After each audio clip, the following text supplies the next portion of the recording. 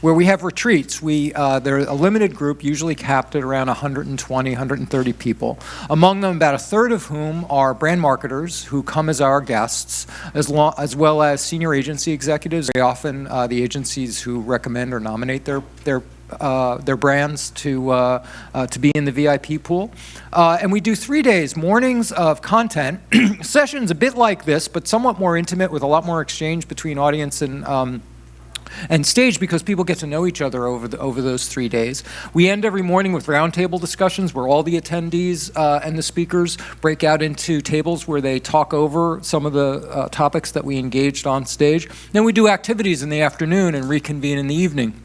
The idea, and it's a formula that we've been doing for over 10 years now, works especially well because we have people usually in a remote location. In this case, it's the Squaw Valley Resort in Lake Tahoe, where you really get some time to have ongoing conversations, multiple conversations with people about their businesses in these roundtables, sometimes out hiking together or on the golf links or evening over dinner. And they're very different experiences. If you're really interested, especially in this idea of the ways in which brands integrate technologies to track users and engage and deepen relationships across platforms, that's what this show is going to be about in the end of August. We're going to be talking about integrating all of these different channels together, including the technology that drives it. So part of the show is going to be brands talking about some of the campaigns and the programs that they have for their customers, but then we'll also be talking about the way of engaging technology. So anyway, it's a long pitch for that show, but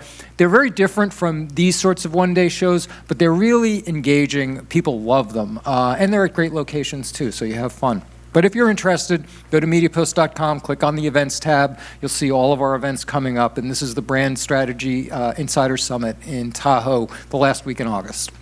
Anyway, one of the topics that we're going to be engaging there is something that's already come up a lot already today. Obviously, it's a choke point for people, and that is simply the rush of vendors who always come into a new space like marketing technology, and the challenge that poses for almost everybody in the space, not only marketers but also agencies who are working on behalf of marketers for vetting those vendors. What's the process you go through? How do you organize it? How do you decide whose call to take, whose call not to take? What questions do you really need to ask? We've heard just about every panel address that, every session and address that at some point. We wanted to do a deep drill into that, and to lead this panel, we have someone who knows that about as well as anyone. Jessica Joynes, who's the co-founder and partner of Industry Index, which actually rates a lot of these vendors, both across ad tech and marketing tech. As part of the job that she does is do rankings and ratings of the various vendors and how they perform and how they live up to their claims, and also advises brands on strategies for putting together these technologies. So please welcome Jessica Joynes. Thank you. Happy to be here. I'm happy to talk about this really important and overwhelming topic that we all face. I'd like to welcome my esteemed panel. Each of you can go ahead and introduce yourself, and I'd love to know, to kick it off, how many emails, calls, texts, tweets, LinkedIn messages, you either got in the last week or even just today from quote-unquote vendors. How's it going? I'm Joe Tao. I'm Chief Delivery Officer at Roken Media. We're a digital agency based in New York, Chicago, LA, Singapore, part of the Publicis Group network.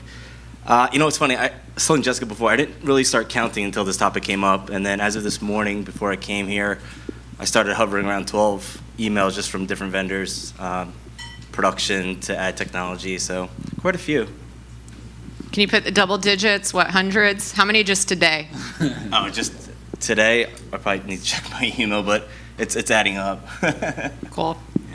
Hi, Ryan Hurley. I am a Director of Performance Marketing at the Archer Group in Wilmington, Delaware. So we are a full-service digital shop, web design, SEO, SEM, display media, analytics. And I don't have a dozen yet today, but I haven't done a full thorough check, but at least 2-3 emails a day, and I don't know how many calls because I just kind of decline them and I don't count. But yeah, it's fun. Yeah, hi everyone. I'm David Berkowitz. I'm the principal of Serial Marketer. My own marketing consultancy right now. I'm recovering from the agency world for at least a bit. I just spent 3 years at Publicis Shop MRY, and so was spent 7 years as the emerging media guy at 360i, and so these days I'm not getting quite as many of those pitches, but actually it hasn't dwindled that much for some reason. But it was also funny where I was running marketing for this B2B organization while working with a lot of B2C brands, so I'd get pitches from every angle and wouldn't usually know if they're trying to pitch me or one of our client teams or what. But on the more hectic days, it would easily get into double digits. Great. So the purpose really of this session is twofold, right? We want to, if you're a vendor in the audience, we want to help you to be able to get your solution to the right person, right? We're all in the business of streamlining business and creating efficiencies and finding technologies that are going to generate great business growth. But also, if you're an agency or brand side, it is incredibly overwhelming. In a field where technology is supposed to have made our jobs easier, it's also been overwhelming by the sheer amount out there. So to kick it off, I'd love to know any best practices, any processes that you guys have put in place that you leverage just to manage your volume of all the different vendors, martech, ad tech, that are reaching out to you with a solution that is going to help you in some way, shape, or form. David, why don't you kick it off? Yeah, I mean, it's almost embarrassing because I've basically spent 10 years trying to build the perfect solution, and never getting that buy-in, and there have been more things coming up, and not just to like blow smoke or anything, but things like industry useful. So when others are doing some of that organization and categorization, but I've really just cobbled together things like Google Docs and spreadsheets and that have been useful. And then when and then there's the other very kind of archaic tech of when someone pitches me and it sounds kind of familiar, I'll just go and do a search in my email. So these have been my solution. Yeah, so I've been with our agency a year and a half, and before that I spent 7 years at an ad tech company. So when I first started on the agency side, I was willing to respond to every email and call. I was like, I want to talk to these people. These are my people. And I quickly realized I don't have time for that. And there was a lot of noise in the marketplace, and so I started implementing rules pretty quickly. And a lot of them you guys are probably all doing as well. If an email comes through and there's 2 different formats of font, I delete it. If my name is not in it and someone else's name is, that gets deleted, and that happened this week. He put my name was at the top, and then at the end he's like, "We hope to talk to you soon, Mark." I was like, "No, sorry." So that's like a really easy calling that I do. But otherwise, I actually leverage other team members as well. I kind of acknowledged early on that with our agency doing multiple different disciplines, if I'm just the only avenue to handle this, we're going to fail finding the innovation that we need, and also holding all of those vendors kind of accountable for what they do. So I have discipline leads for search and paid media and analytics, and I get involved when I need to, but I make sure that I get multiple people involved, because also if you're looking at your employees that are looking to grow their career, it keeps them on the cutting edge of the industry as well, and then they have their own ways that they can handle it. So rookie mistakes don't work. Yeah, no, it makes you look nice, and maybe you get like a free sandwich, but no. Okay, great. Joe? Similar. We've started to spread out a lot of the emails and a lot of the communications that come in. Within production, we handle everything from products and platform design all the way down to integration. So within that, we are meeting with video, broadcast shops, animation shops, motion agencies. We're working with analytics platforms. So there's a lot of volume that comes in, and similar, we decided to really have leads that handle those channels. And on average, we do our best. There's so many interesting solutions out there, and we want to be able to meet them all. So we've put in an average, we try to do an average of 2 to 3 vendor meetings a month. Just different capabilities, really understand what's going on in the marketplace. So for us, really spreading it out, but then we have one person that helps to consolidate it all. We have our own Google sheet. And that helps us to track if we have an NDA with them, if we've used them in the past, if we've used them, what some of the scopes and budgets that we've worked with. If we haven't used them, what category do they fit into, and then whether there's interest from the larger team to bringing them in or not. And again, we do our best to try to get at least 3 capability meetings a month. And question to you, how do you prioritize, let's call over, later stage technology companies that might have been around for a while versus startups, and particularly startups that are in new and emerging technology categories? Because there's a lot. So can you give the audience a sense, like how do you segment those? How do you decide where to prioritize your time? Yeah, it's interesting. We always know the big players in certain categories. So we do our best to get a mixture of those that are really established in the space and what some of the cost models look like, what some of the staffing models look like.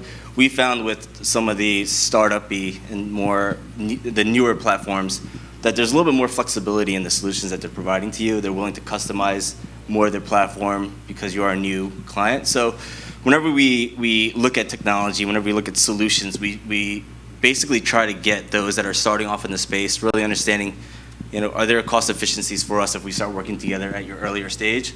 And then we also get cost models and bids from larger, more established platforms. So we try to balance it out, and really so we can present it to the client and say, here's a different, we've looked at different solutions for you. Here's what we think the right options are, and from there, just have a conversation with the clients about it.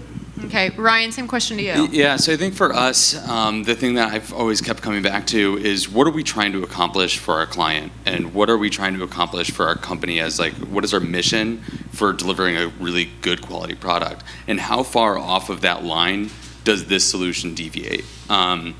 Because from a startup perspective, there's a lot of new companies and new ideas that may deviate pretty far on the surface. But when you think about it, they're looking at something in a new way that these larger companies can't be nimble enough to approach and really haven't gotten towards. So from a startup perspective, we look at small companies that are doing something that we might not have been thinking of, and we see if it kind of fits.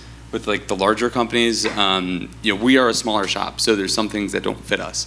We might not hit a minimum, so we kind of we remove ourselves sometimes from some of the larger players. But yeah, well, for me, the best criteria I'll use when reviewing these pitches is how likely am I to learn something during this meeting, and there are so many of these where it doesn't matter in that sense if the company's small or large. It's like if I'm already seen by the even sometimes the tone of the pitch, right? That they're going to help me see something in a different way, then I'll even value that over immediate applicability. And so there are some of those that okay, this is just so perfect for some client. I do have to take this, but I want to see the world in a slightly different way, or at least see the industry, or see my job in a slightly different way.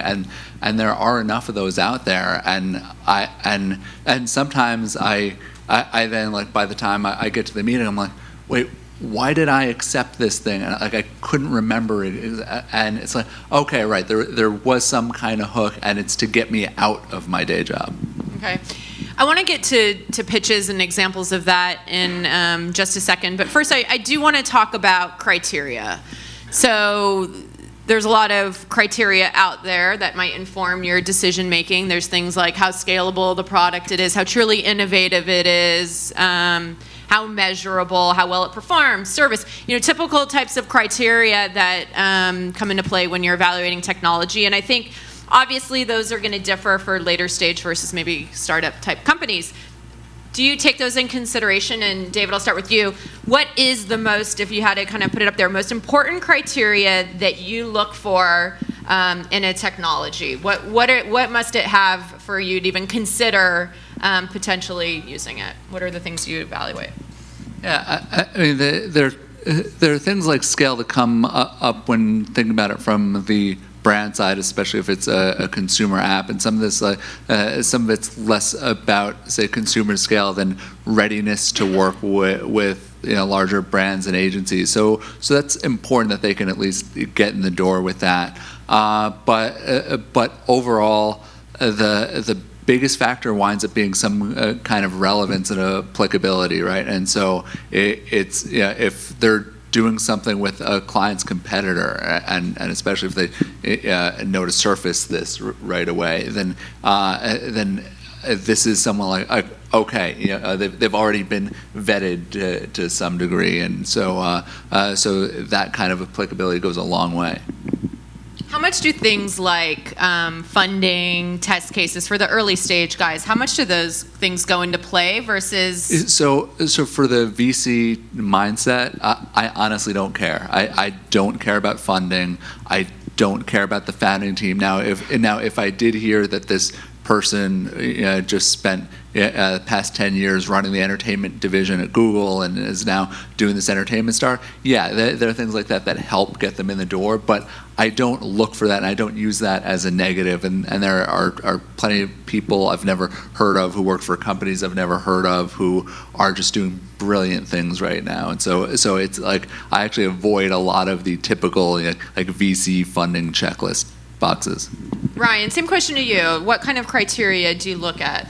Yeah, so for us, it kind of has to hit on like two parts of like my triangle. Is does it make what I'm doing better or more innovative? Is it going to save me time, or is it going to save me money? So if we can do like two of those things, it kind of fits in my wheelhouse, and obviously it has to be aligned like with my strategy. But if it's something that is so far off the strategy, I don't see how it's going to save me time. Like now I have to work them into my workflow, and I have to pay for that, and my team has to eat some costs. That's kind of like a big like no for me. But I'm always trying to reduce some costs, get things out the door quicker, or just make the product better. I mean, it's kind of general, but yeah, similar on our end. I think for us, there's the two criteria. One is, and most importantly, is it right for the client? Have they implemented similar solutions in the past for other clients or other competitors, and what does that look like from an internal perspective? When we look at technology that helps the agency, ease of integration is a big one. It's are we going to spend more time trying to figure out the solution than it is supposed to help us? And I think part of ease of integration is really just having people from their side really just onboarding us and taking us through, let's say, a campaign. I've been getting a ton of workflow management solutions lately, so for that, can you take us through a full campaign and show us the intricacies of your platform as part of your onboarding process? So again, for us, it's really looking at scale and ease of use and integration. It's really hard to change like how we're doing things now, but if they're able to come in and really just show us new ways and to improve on what we're doing, we're all for it. Well, and the cost thing is also important. Where agency side, there are a lot of cost pressures right now, and so there are things that I'd see as a slam dunk out there, and my CFO will go, okay, so what are you cutting to make room for this? Or and so we've approved these 10 things. We just can't add an 11th, and so so I also don't. I don't want companies that are pitching me to devalue their own offerings and all that, but sometimes there's just no way in the door at all unless there's some kind of trial, because we're not going to know if it works unless we get to try it out. Yeah, the pricing models have been pretty interesting lately. You go from some of the lower tier models where you've kind of outgrown that a little bit, all to a big jump, and we're like, oh, we can't really afford enterprise, and we're a little bit too big now for the tier. So being able to have that flexibility also with cost structures and really coming up to us with the solution saying, hey, you have X amount of people in your agency, X amount of users, think we could put you on a plan that does this. And I think there's, for us, we're always, that helps the conversation, and that helps further all the discussions with them. We created the index, and it was an article in the New York Times, woman that worked in marketing at JetBlue, and was talking about how it took, 40 vendors for one campaign. Oh my God, we got to create a way for people to vet these vendors. That's just insane. But now we're hearing, and we've seen a lot of consolidation, more integrated solutions away from being specialist and create generalization. To tell, we always look at a solution and say it's overcomplicating them now. So I do. There are good solutions that they're able to integrate with other solutions that help to make a better solution or better product. So I do think it helps, but at a certain point it becomes overcomplicated, and it's harder to navigate now. The solution. Yeah, it's such a fine line to walk. There was, I like earlier this week, and they were talking about the ad tech stack as being kind of like a Rube Goldberg machine, right? Where it's just like this, whatever. It's very difficult. Coming from the ad tech side, where we had a pitch of like wanting to be everything to everyone, it becomes homogenized, and I do want multiple vendors because I want people to have levels. That's a danger zone if someone is doing or trying to do everything, and it's also a danger zone to put all of your dollars into that one partner, right? Because you don't know what could happen to them. You just don't know. So, as far as like integrating and everything, I don't even.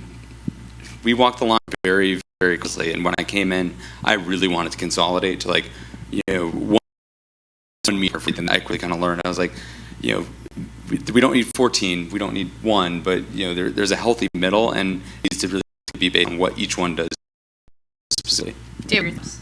Yeah, I mean it's nicer in theory, and I love the idea of simplicity, but the more these companies spread out and start claiming to do everything, then the more common it is that they wind up not being particularly good at anything. And so maintain the focus to do so many different things as well. So I love it if we would pull it off. It would make my job easier. Just in many that reach that status. Yeah. So let's switch direction a little bit here. What we've observed a lot at the index, which was surprising. It's a lot of approach from ad tech or tech companies wanting to do quantitative, qualitative research with us to evangelize, a thought leadership message. Not really think that agencies do. So, and they were doing it to really try and stand out. It's a very good marketplace. So, doing tactics and strategies to stand out. What are things that have caught your attention, David? It could be in a pitch, or it could be something that you saw at press or otherwise. Like, can you give an example of anything that you've seen that's been done really well that's got your attention, knowing that that's the biggest challenge? Well, some of it does get back to education, right? And so I mean, it's funny how many data companies there are that don't use their own data. Content marketing companies that don't use content to market themselves, and so for some of these companies, if they get in the door, I'm like, winding up giving them a lot of free advice. I'm like, please do more with this kind of thing, So I've been a big fan over the years of an image management company called Shoot, and I really like the team there. And so they actually produced this Visual Revolution Summit and brought together some fantastic speakers. They've done a lot of white papers on that, and so I've learned many things through them. I've met great people through them, and so this is definitely a way to get them to stand out. And so a lot of it, again, I mentioned how much I value learning. I value it too as a marketer, because people tend to remember how and where they learned something. So this kind of thing, great content can be really, really compelling for me. Yeah. I would absolutely agree on the education. I mean, one of the things that that happened, a couple of months ago, is I was, working. It was a cold email, cold call, whatever. And the guy who had reached out, he had wrote an article on the topic. And he's a sales guy. He had wrote an article. It wasn't about his product. It wasn't about. It was about the industry in which he lives. And he passed that along, and it was kind of refreshing. Is so many times you get a case study. We grew this company 250 million%, and you can do that too. And everyone knows that case studies are not realistic in many ways. So I want to learn, what is the real thing that you're solving for? Do you have a point of view as a sales rep? Or are you and the ones that are actually being the mind behind the movement? Yeah, I've always appreciated the educational part of a pitch. I think it's always interesting when they're able to share their perspective, not just their platform, to Ryan's point, but really where their specific field is going, where their industry is going, and some of the new technologies that they're looking into, and some of the innovations that they're doing. And it's always helpful too, because we're always at that point, we're learning, and we're able to, bring it in front of our clients and have them conduct a session with the client. And at that point, you realize, their solution can be part of our overall answer. So anytime we're able to really learn from them and have our clients learn from them as well, as I've always found that to be the best part of just those conversations. And I think on that, I think we all pride ourselves in staying up on the industry news, and no one wants to admit when they don't know, something new that happened, whether it was in or a new finding or something. But you have to be honest with yourself. I'm going to go home today to probably 200 articles that I have to find a way through. You can't learn everything, and it's okay to let someone educate you and to come into your office or to sit down with you at a coffee shop and teach you about something that you want to learn about. I think it's really easy because we do have to fend off a lot of vendors and partners to kind of sit on a high horse sometimes and say, I know this stuff, I don't need you guys to come around. But you can learn a lot if you just kind of are open to it. David, question for you. So somehow, a company, they've broken through, they've captured your attention, they've gotten a meeting with you now. Again, we're in the pitch. What are the questions that you recommend, for other folks that are evaluating technologies that are absolutely essential to ask? And what are ones, can you share any examples, the questions in hindsight you wish you would have asked? There are certain questions I'm turned to more, and just try, a hot topic these days, for instance, is around influencer marketing. And so one question I just started asking every single one of these companies is, okay, say you really break through, right? We signed some huge deal, especially for an emerging company, and we get someone to cut you $1 million check. Okay, how do you convince that brand to spend the next $1 million with you? And so we start having these conversations, and so it's not just about the metrics, it's which is a big part of it. So getting into that measurement piece, but what is the strategy? What overall is it doing for the brand? And why them over someone else? The other kinds of questions. I love getting into some of these whys, like on pricing models. Not what is the cost of this, but why? Again, just the influencer space is another example. You see some things that are on just a cost per post basis. This thing costs $30,000 to work with this YouTube A-lister, or it's on some impression basis, or maybe it's more and more on some kind of engagement basis, and you're starting to see more performance. And so a lot of the answers I typically get back are, well, supply and demand, right? This is like this is the lowest thing that the seller will accept, and the highest thing that a buyer will pay. And that's a really shitty answer. I want to get to the heart. So say it's 50-cent cost per engagement. I said, so should I be paying 25 cents or should I be paying $1? And it just leads to much richer conversations, and accepting that especially someone in an earlier stage will not have all the answers, at least get their thought process. Yeah, I think for me, because I guess I can put on my analytics hat because that's in a lot of my career, but I want to know, I don't want the results of a case study, but I do want to know, do you have a way that I can validate what I'm doing? I'm spending my agency's money, and a lot of times we're talking here. So how do I make sure that when I go back this investment was made, that this was a right choice? Sometimes it doesn't have to be numbers based, it doesn't have to be a lift percentage, but can they quantify the value that they're bringing me? Because I've found a lot of times that when you ask that, sometimes they don't know, and they go back and they just reshuffle through their deck of what are the conversation starters that I want to have with you. So if I can kind of put them into that context of how does this relate back to what I'm spending, and how does it add value? That's kind of me. Yeah, for us, it's typically, have they implemented something along this line before at the scale that we're looking for? So if they have, what are the learnings from that? Have they changed their platform? Have they changed their process from that? And how can we gain those efficiencies if you're implementing that solution for us? And then the second big question usually revolves around the cost structures and whether there's a way to, what the cost structure looks like. Are there different tiers that we can look at? Are there custom solutions that we can look at? And but the biggest for us is really, have they implemented something similar? So back on pitching, and no specific names to be used here, but I think it's helpful when you do give examples of things that have just completely turned you off, bad examples. What have they been? Like, what should people absolutely not do, and frame it in a way that helps everyone learn. Go ahead, Joe. I've definitely seen some of the behaviors that Ryan mentioned earlier with, generic emails or emails that is just being shot to you or spam to you. Actually, yesterday I had someone ask me if I was eaten by an alligator because I haven't responded yet. So they're like, if you have, then I understand why, but you have, you could back to me. And I'm like, well, that's kind of awkward statement. But for me, I think since it's in production, I hear a lot of and see a lot of emails that come in across different products and platforms.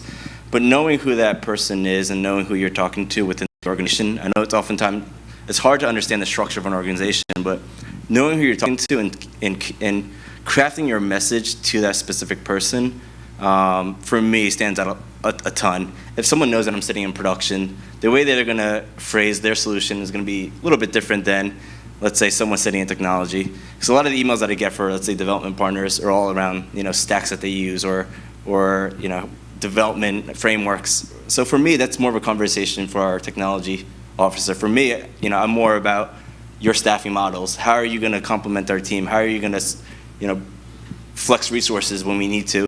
So, and those are the conversations that I tend to have versus just getting a generic email that shows me everything that you've developed in. Yeah, I mean, for me, one of the things that I really look forward to, as oddly as it sounds, with these emails is, are they looking to just like grab a little bit of my time? And how many emails do you get where someone wants to, can I come in next week? I'll buy your team lunch. And that sounds really nice, but what I really hear is, I gotta find you a conference room, and I gotta introduce you to like my admin, and I gotta orchestrate this thing. Oh, and it can't be a small conference room because you're probably gonna be it's gonna be like 20 sandwiches. And it's a little too much. It's kind of like meeting someone at the bar and then asking if you can go meet their parents tonight. So I'm always looking for what is a really soft opener. Are you coming through my town already? Do you know that there's a coffee shop? Can you just can we do 15 minutes somewhere, like in a neutral area or something like that? But the really heavy-handed things. I hope that there's a lot of companies not doing that anymore. But I don't want to have lunch with people on a first date. I just want to talk and have coffee. So I'll try to give a concise list. I'll confess that from my work emails over the years, I've kept an idiots tab in Gmail. I've got this label there that's overwhelmingly used, not exclusively, some families wind up in there, but for bad vendor pitches. And so it's a great way to keep track of these kinds of things and relive these horrible memories. But sometimes it's actually really useful because some name will come up and I'll get a pitch from someone. I'm like, why is that name so familiar? And I'm like, oh wow, this person totally wasted my time, and it's just that red flag. So some of this too is this whole no means no idea. Yeah, there are so many times where I'm trying to say look, talk to this person who runs programmatic or is our production manager, and this is who you should be dealing with. And then the most egregious ones, they send me the 5 follow-up ones that oh, has Jody been eaten by an alligator? Yeah, and so they're like, where is this person? I'm like, this is not my job. And then they try to go back and do something with me, and I'm like I'm trying to save all of us a lot of time here. I gave you the whole roadmap to do what you do, and so this isn't my fault. And then you have some of the stuff people who reach out and. There's someone recently who was like, well, so I want to share this concise thing, and then the email goes down for pages. Or on the flip side, someone who doesn't say they're being concise, they're so concise that they say, I just want to learn about your business, and share absolutely nothing about what they're doing. And so then there's you're begging me, it's this cry for help. And then some of those who are trying to follow some 1970s era sales book, where it's oh, let's call them at 5 o'clock after their admin goes home. I've never had an admin, but then it's when the phone rings at 5:01 or 5:30, 5:31, and I'm so defensive and cringing and a little bit irritable at this point because I know I'm going to get the pause before someone even answers because some kind of robo dial, and it's like just stop. Sorry, I think we need a support group. That's part of the process. No, could do idiots some tab. hugs over coffee. That can streamline things in a second. So this is what I want to do. I want to go to the audience to see if you have questions. If not, we'll go back. I have plenty more questions to ask these guys. But show of hands, who has any questions? Taya. Hi, I'm Taya, and I have a quick question. I think all three of you, I really admire that it seems like you actually will open an email and read it, because what you've talked most about is what's happened once you've done that. I'd like to step back a little further and say, how do I actually get you to read the email? Let's assume that I can actually write a good email that will be interesting, you'll learn something, you'll want to spend 15 minutes over coffee. Can you talk a little bit about that? Well, fortunately, it just opens all my emails for me. But I think the big thing is, brevity and no attachments. Or if it's attachment, like something really light. But I think Joe, you were saying it is, I actually forget who said it, but a really lengthy email. I don't have time. I just want to know,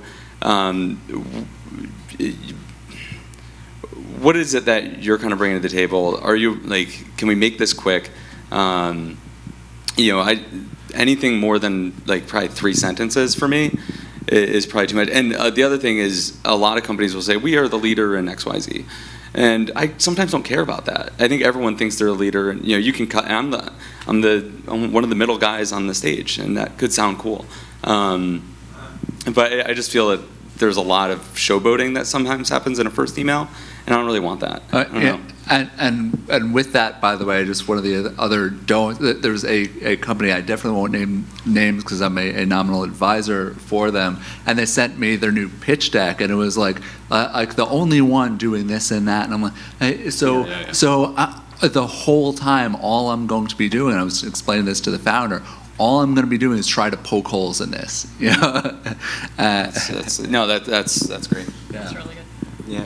For me, I have a tendency just to read through emails. I think, again, there's so many interesting and smart solutions out there that I'm trying to understand what this platform has to offer, what this company has to offer. So naturally, I just tend to open it. But then once I start reading through it, it's similar. It's, is it geared towards me?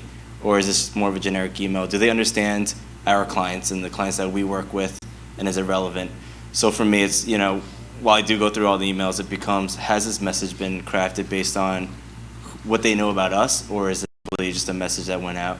And I think, anytime that we are able to, read that emails and read just the messaging that's from the vendor, and again, they understand us, is when I'm likely to say, okay, we might not have a project for you right now or an opportunity, but let's just meet up for capabilities. But again, it's trying to understand who you're talking to and who that person is within the organization. Oftentimes, again, it's pretty general. And also it shows for people who take the time and do some homework and aren't just doing some kind of Salesforce automation. And so if there's something now, like if you get to someone like us, your odds are definitely a lot better. And if you get to some of our colleagues who don't do this all day long, then having something like you mentioned a client name in the subject, or you have some, or a mutual friend or something like that, or saw you at Oma Marketing Tech. Okay. Part of my job is kind of to manage all the vendor relationships. So I constantly am going through emails, and even if we don't work with people, I always need to know kind of how different brands have advanced, and so basically I get emails every day just with their updates, oh, we changed the font on our website.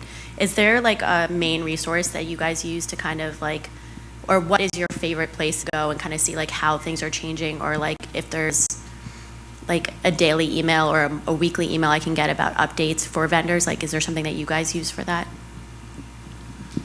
On the flip side, one of my biggest problems I have with pitches are vendors that I want to hear from who don't update me when there's something genuinely new. And so when there's work in market or some kind of case study, even if it doesn't have all the results or details in, or there's just stuff that I should hear about. Yeah, like if there's an unsubscribe link on the model, I'll unsubscribe. But if it's just this, quarterly check-in and here's some work, I love that, and I haven't seen anything like what you're looking for.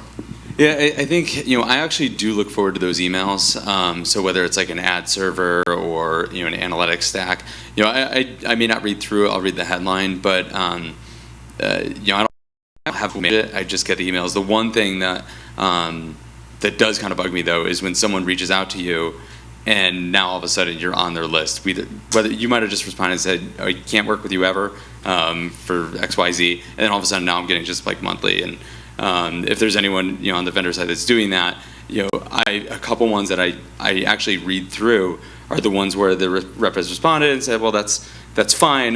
Do you mind if I add you to the list? And like that's a conversation starter there, and now you've kind of added some human element, but no solution, unfortunately. Yeah, I think a lot of it just becomes personal filtering, really just letting the folks know, and it saves everyone's time. You don't want to waste their time either. So the more that you can be transparent around, this might not be the right opportunity for us. Kind of don't contact me in a nice way. It's fair for both parties. But I think if there are technologies that interest you, then go for it. Ask them to provide you with updates. Not so often you could say, hey, just fill me in once a month. It's kind of overwhelming. I'm interested, but not right now. So the more I think if you're open to communicating back to them and just letting them know straight up how you have full transparency how you feel, I think that helps a lot to kind of filter out the ones that are valuable to you. I think we're about out of time, unless there's a short question, but I think we're about, yeah. Okay, so thank you so much to our panelists. Thank you. You guys. Thanks.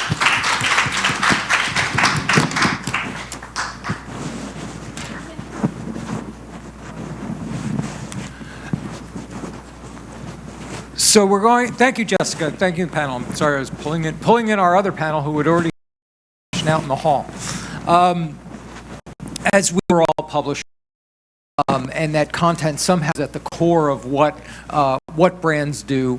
And we've been hearing this again and again at all of our events, from search through brand marketing conferences. But what does that actually mean if we're all publishers now? If content really is at the core, how is content being and technology being brought to bear to make manageable within an organization? And it seems to be itself its own umbrella that contains everything from social listening tools to content marketing to CMS tools, all the way to those who simply regard their advertising as itself a kind of content.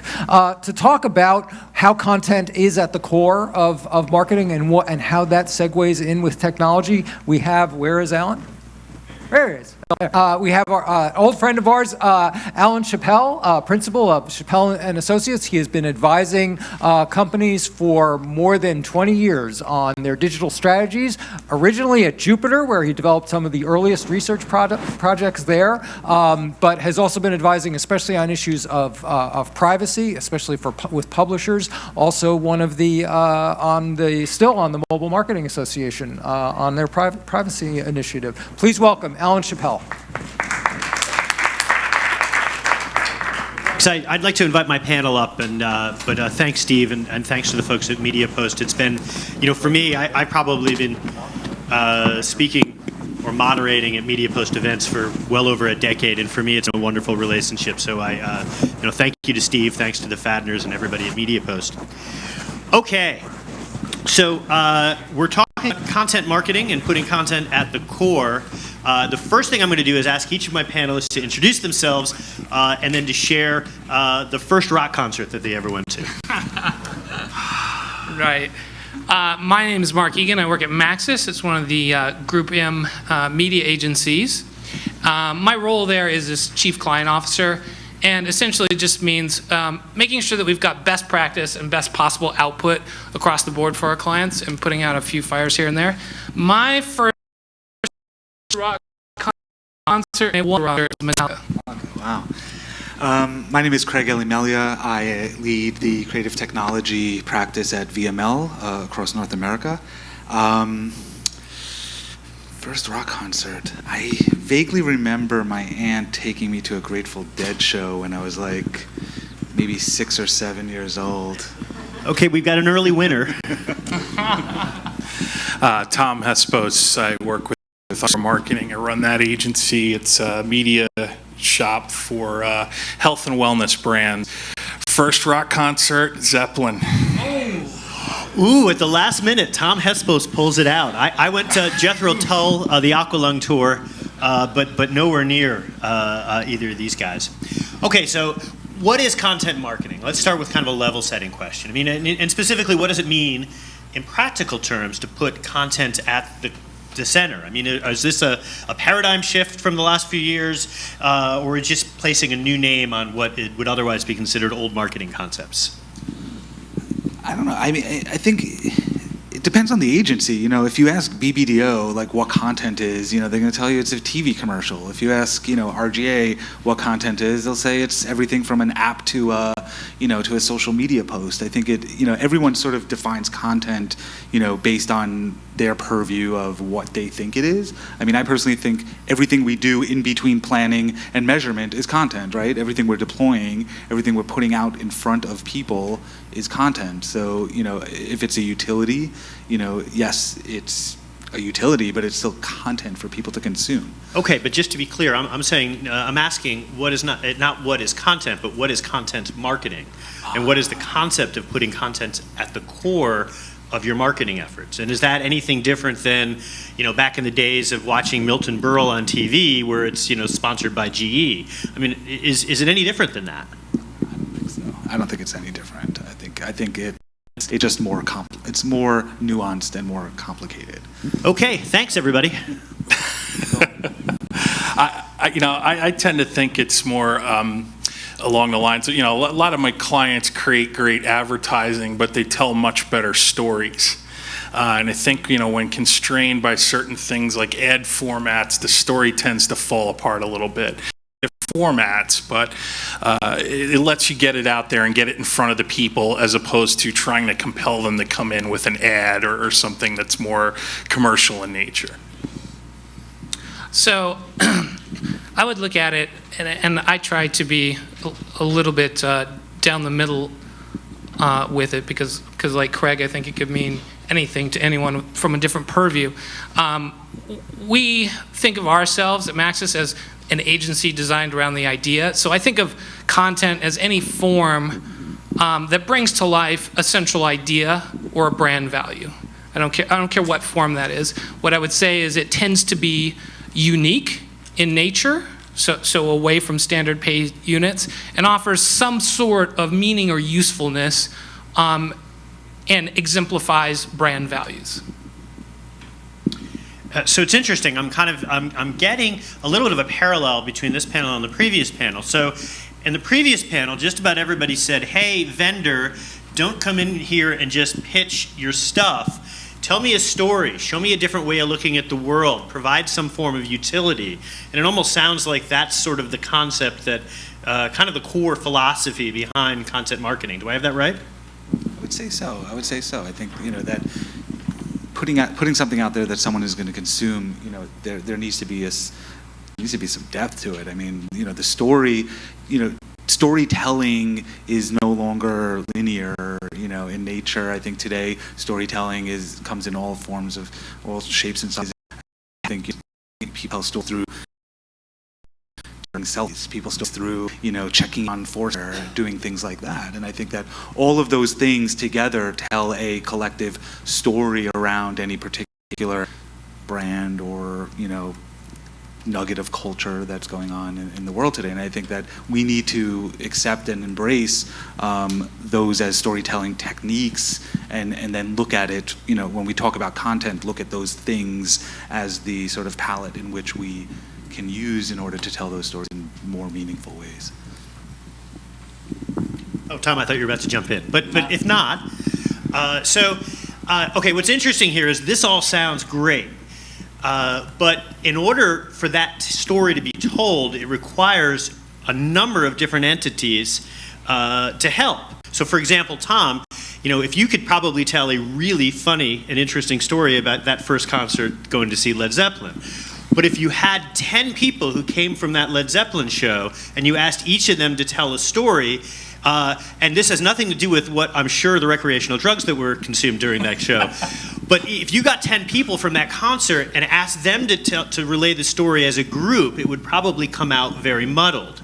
So here, if you're going to try to tell this story utilizing, we'll just say, 5 to 10 vendors, publishers, agencies, creative agencies, what are some of the operational channels that are preventing you from telling that one cohesive story? I think part of the challenge is when you're looking at content marketing vendors, first off, there's a million different kinds of content marketing, and you've got a number of KPIs that can kind of go along with it to gauge performance. But these things tend to have their own sort of in terms of, what what the creative looks like, what what the success metrics look like. Operationally, that's very difficult sometimes to digest, and it's a challenge and almost like a reinvention of a performance dashboard almost every time we have to think about it, because you could have a million and one reasons for wanting to do content marketing. Some do it for just pure SEO juice. Some people do it because they want to increase their brand profile in a specific place. There's a million different reasons to do it. So with all those potential KPIs and ways to measure a campaign, dashboarding that and getting the client to understand what success means becomes a really big challenge, especially if you have to reinvent it every single time. So maybe to build on what success means, I think one of the operational challenges is on the strategic end, actually, having a strategic hypothesis for how your content is going to play a pivotal role in what you're doing often gets left by the wayside. People produce content or put content out there because they're told they need to, right? And what happens is you don't really have a measurement strategy out there maps back to the doing it because you even take time to strategically assess. All right, here's what the role we think it should play, and here's this value of it. Here's the role it should play. Maybe they're divided up against target segments, and have a proper measurement strategy for what you thought it would do. I think people put things out there. One of my most hated phrases in this business, I'll go back to the late 90s, is test and learn, right? We got this thing, and it's a code word for lazy, right? And it still plays out in content today. You have to have a strategic hypothesis that plays out, how we think this is going to succeed and the role that it plays, the brand values that it represents, and learn from that. If you're just putting it out there for the sake of putting it out there, there's no learning involved. I think to a certain degree, there's, we need to be honest with ourselves as agencies. I think, a creative agency, at the end of the day, you have that strategic upfront. I agree with you 100%. Like, there has to be some sort of, reason for doing that type of thing. But in most cases, an ECD or someone in the creative department is like, I just want to do this. Yeah. I want to win a can award. Never seen that happen. I want to do this. And, you get jazzed about it. The client gets jazzed about it. The account guy sells it in, and, you get that little bucket of money that's set aside that you can do that type of stuff. And I think that there's a place for that. I think we need to call it something. I think we need to be real with it. I think that to a certain degree, there needs to be some fun and some kind of testing the waters and doing some stuff that opens up new territories. But what do we call that? Like, is there a word for like exploration, like the ROI is maybe we can do something bigger and better next time, or maybe we can open up a new door or a new avenue we didn't know about, So I think to a certain degree, there's this kind of middle ground of, yes, there definitely needs to be a lot of strategic rigor and a lot of, thoughtfulness behind the measurements and the metrics that actually matter rather than that laziness of, test and learn, don't worry. But on the flip side, I think like it's just damn cool. We just want to do it because it's cool. Yeah. It just feels right. And I think we try and put our clients, or at least get them thinking about 70, 20, 10 constructs, and in some shape or fashion, and doing those things in the tens. I think that's great. I think absolutely push it out there. But being thoughtful about it is important. It's funny as you were talking about, the way that the strategy comes into play. You start to think about, how many vendors are out there in the content marketing space that pitch agencies every day, and they have a very rigid set of success metrics that they want to bring to the table, and nowhere are you going to be able to challenge that because that's just how the system is set up. Sorry. Yeah.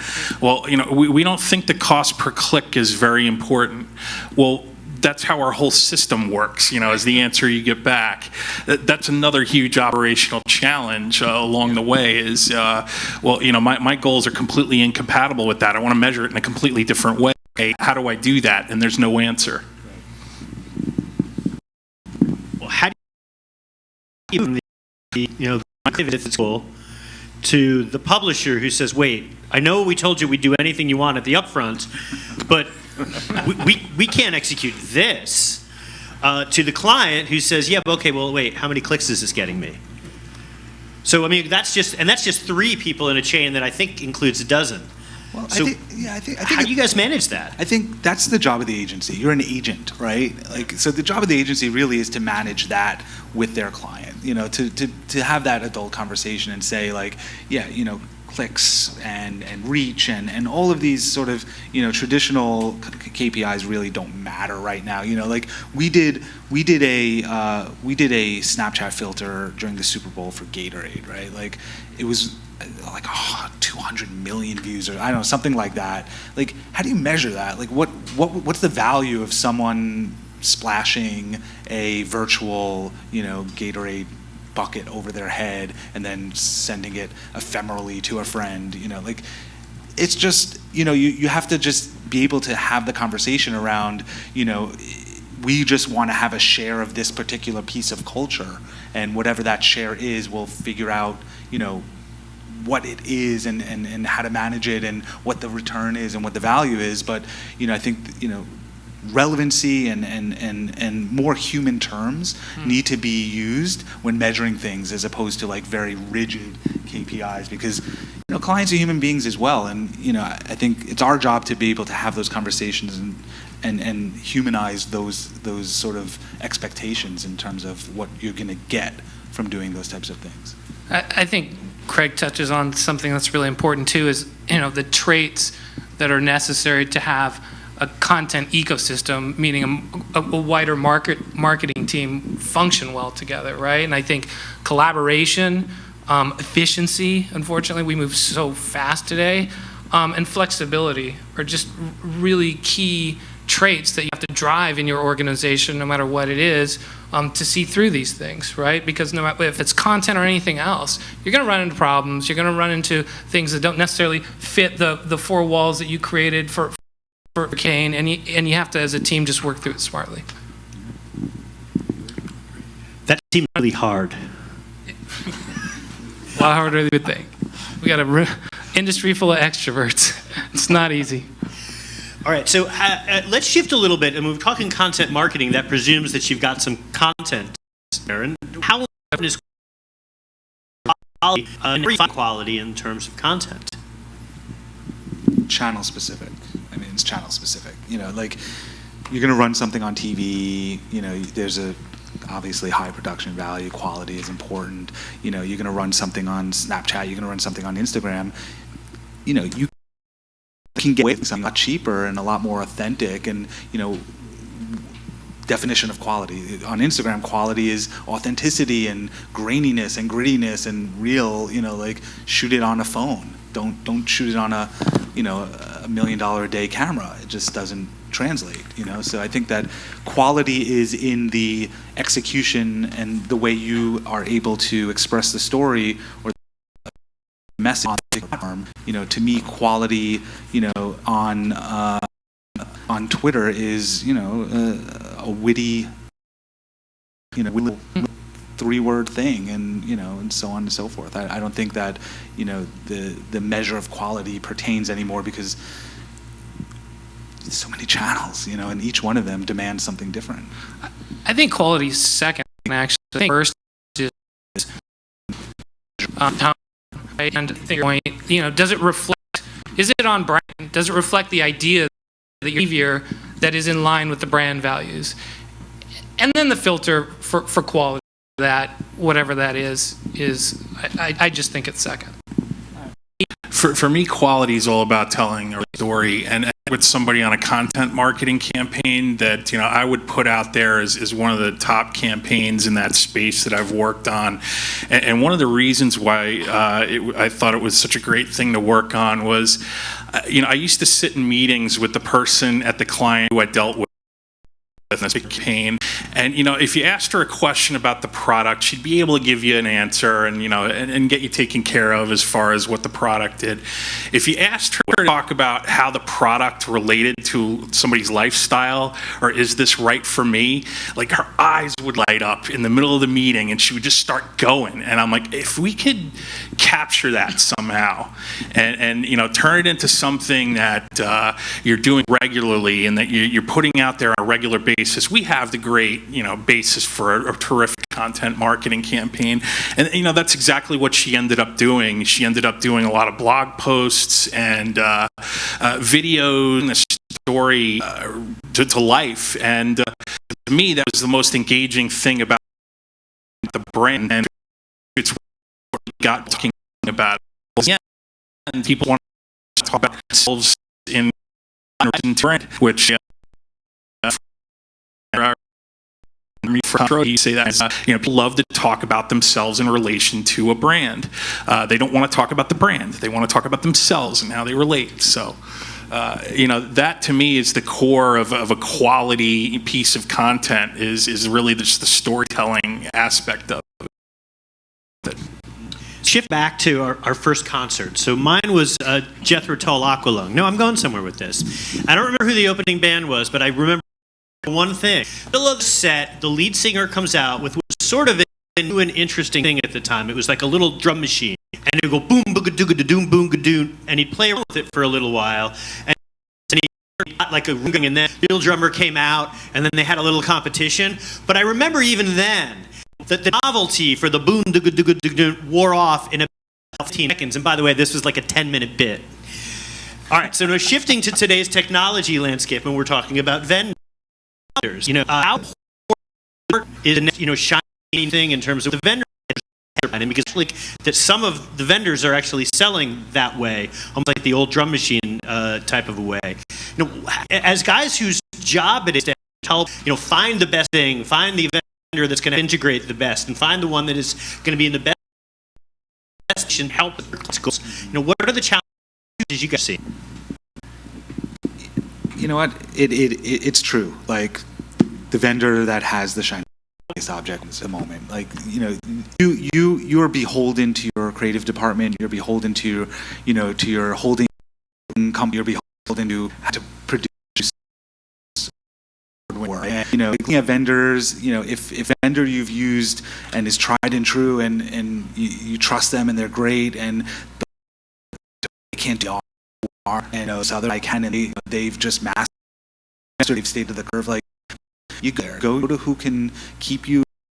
I think that the be able to sort of make the vendors to legitimize, who can do it right and who can do it wrong.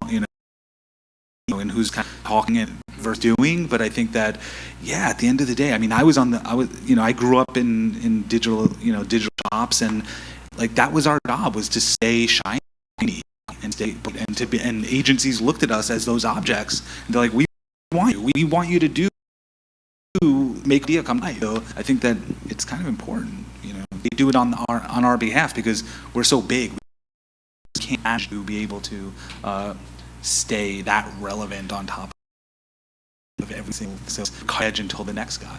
See, now I look at shiny object syndrome as more of a problem than anything else. And while I think it's true that shininess sells product, it can be a huge challenge. Around our score, we've got this thing that we use all the time. Nothing depressing than a tactic in search of a strategy.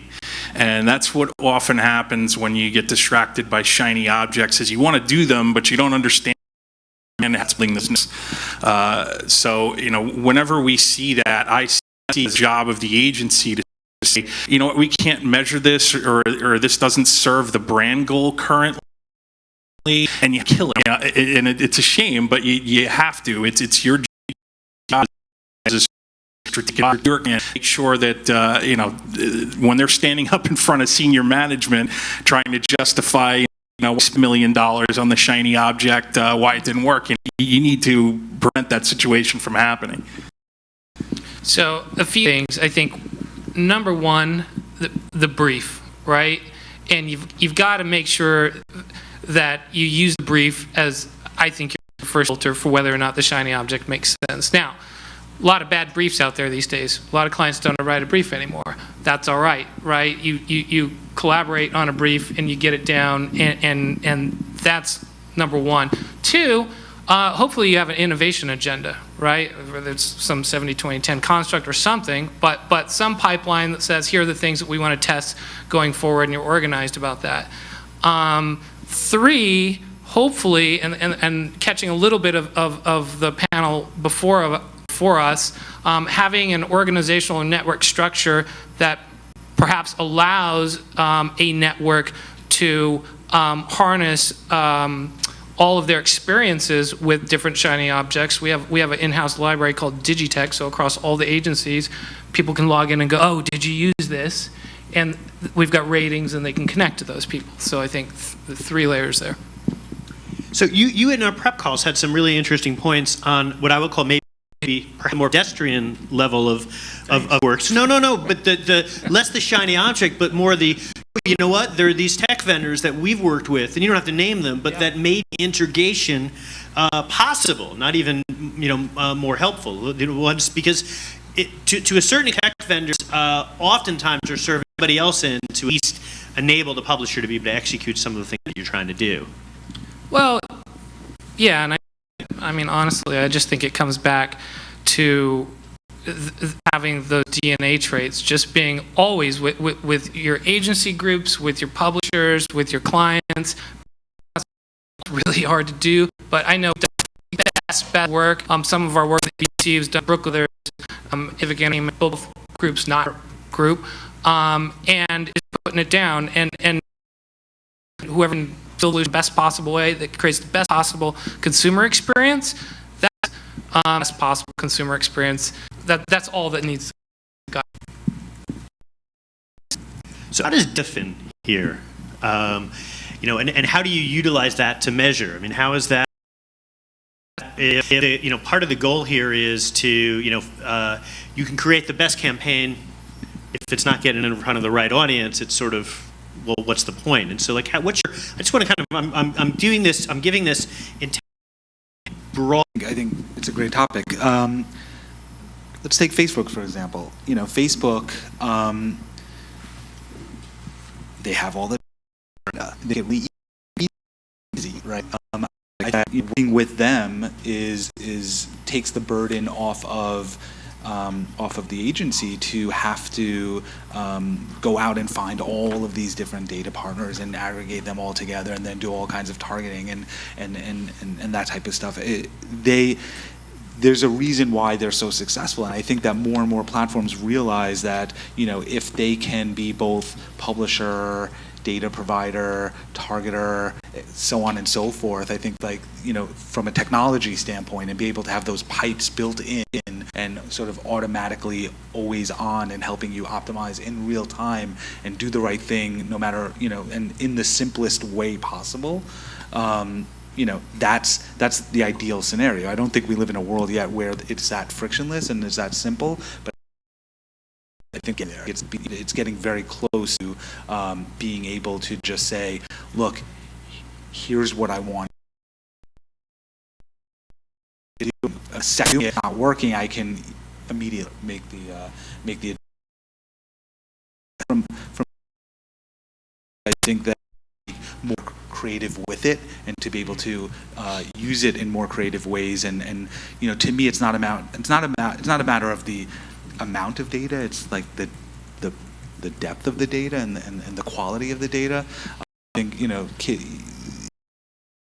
think I think we need to get a lot more how we use data and not talk about it as this scary thing. Right, but so the challenge with Facebook though is that they may get an A grade for the first 80% of the campaign, But when it comes to enabling measurement, unless you're willing to take them at their word 100% on their numbers, that's a huge challenge. You're taking everyone at their word to a certain degree. But there is some level of third-party measurement and attribution in most other media, not just digital media.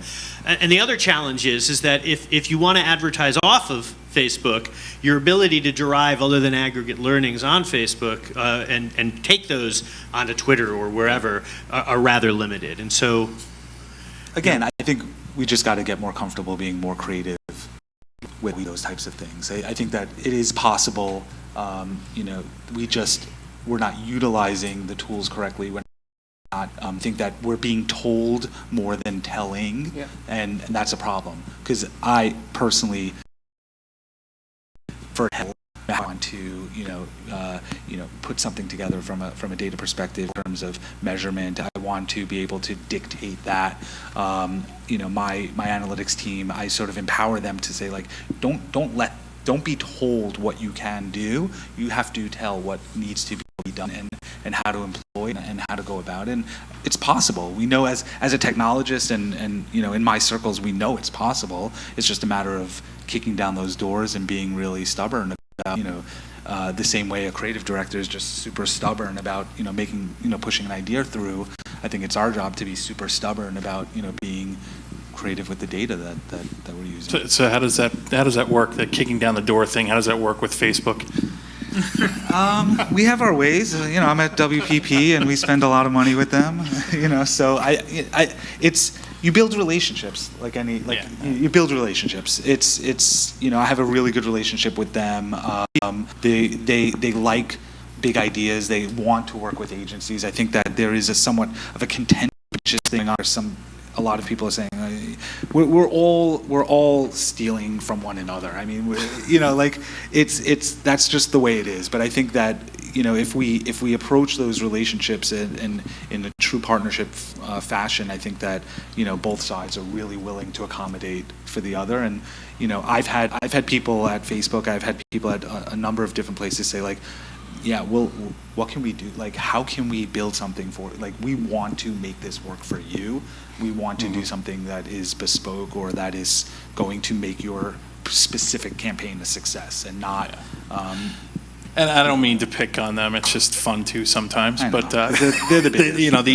In a world where we're just awash with data, I mean, to me, it's as much about shutting down the irrelevant stuff as it is about finding what's relevant to the campaign. I mean, the worst thing that can happen is something comes back that's completely irrelevant to supporting the brand goal, and somebody gets distracted by it and follows a trail, down a rabbit hole. You don't want that to happen. Definitely, we have to be those navigators. We definitely have to be those navigators.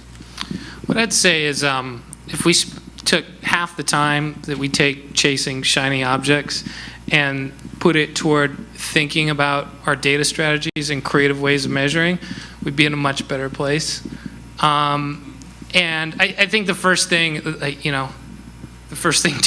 to acknowledge when is and that data inherently it's just imperfect. And I think that's the first step for a team to just say, look, it's imperfect.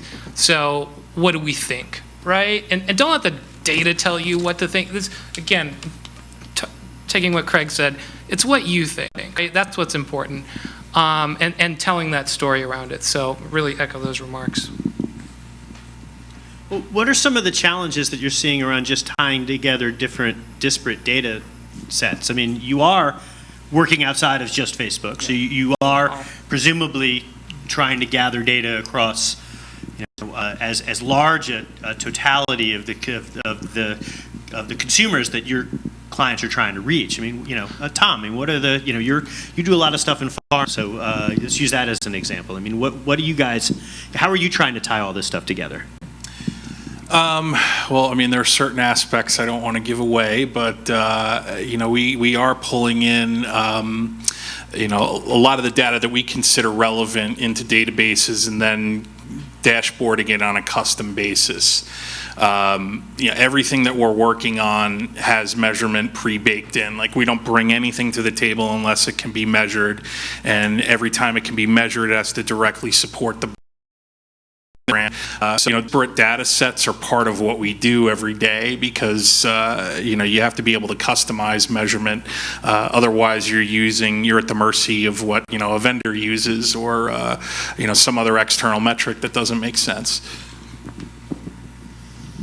Similar to Tom, we have a big data collection practice because across all our Group M agencies, we're all doing the same. We're all collecting data, right?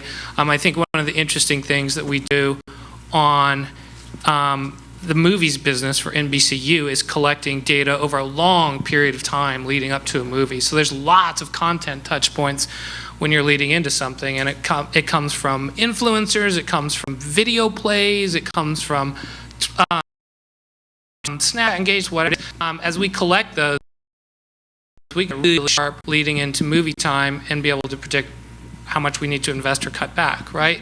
Some of the challenges I think in the space are just working with the different components of a tech stack. I mean, the different players out there, none of them want to play together. I mean, between Adobe, Google, Facebook, you name it, it works. If you don't do those perfectly, but it's a big challenge we have in front of us, and we're trying to plug and play some of our own WPP solutions and right, because it creates operational challenges for us agencies and for marketers. You don't want to be sitting there all day thinking about, should I use this Adobe product or not? You just want to be optimizing stuff. You want to be testing messages. You want to be talking to consumers. And that back end part of it is a significant part of our daily business now. Yeah, I agree. That is spot on. I think that, we've recognized early on that, from a tech stack perspective, there's sort of two factions of technology within the agency. You have like where I am sitting, which is more creative technology, right? We stuff, we move fast, we hack. That's what we do. But we speak the same language as our more enterprise type folks, right? And those guys can like work at banks and big. They know how to manage those stacks. They know how to sort of like. We sort of force them to be super nimble with those stacks, and we have those relationships with Adobe and Blue Sky and all those places. And that it's you cannot function at the same pace when it comes to aggregating all of that stuff in real time as you can with everything else. But it's catching up, and I think if you look at the ad tech landscape right now, that's really where people are focusing on being able to. That in. Again, I'm a big believer of quality, not quantity, in terms of data, and I think that we need to help ourselves by not just overeating, but eating small bites and really getting the insights out of those small bites, and not just gorging ourselves on things that don't matter. We've got such a way to go, I think, in pulling a lot of this data. I mean, forget about content marketing for a second. You've got, display campaigns. You have folks like, the 4As, and I know, Dave Smith over at MediaSmith is working on, bringing to a head this initiative to just normalize the headers across everything, just so we can pull it all into a standard database and not have this guy in the one thing and this guy in the, another part of the stack call it another. We haven't gotten to any of the stuff that's unique to content marketing yet, but we need to solve this problem in the way that we used to solve it in the early days. We put together, we collaborate across the industry, start putting together some of this. We're going to need it, and we know we need it. I think we need some leadership there to step that up. That's a great idea. Okay, Steve, are we taking questions now, or do we have time for? Yes, we have questions. You are, okay. Let's do questions.